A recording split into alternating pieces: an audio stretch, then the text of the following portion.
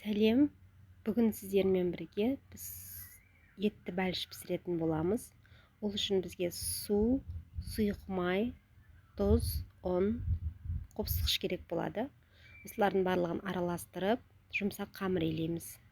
Және осы қамырымызды тоңазтқышқа салып қоямыз. Содан кейін жуа картопты төртбұрышты етіп ұсақтап, турап, фаршпен бірге араластырамыз. Және де үстіне тұз, бұрыш себеміз дәміне қарай. Содан кейін қамырымызды алып, екіге бөліп, видеодағыдай жаямыз. Және ортасына дайын тұрған салмамызды салып, бәлішімізді шеттерін бүгеміз. Әркім өз қалауынша бүксе болады. Мен осылай жасадым.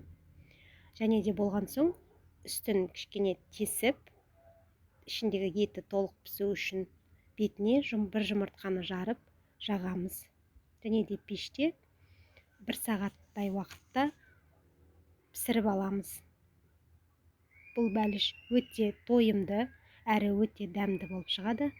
Менің отбасыма ұнады.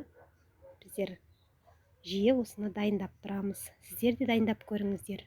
Және де каналыма жазылып, комментарий, лайк қойып кетіңіздер.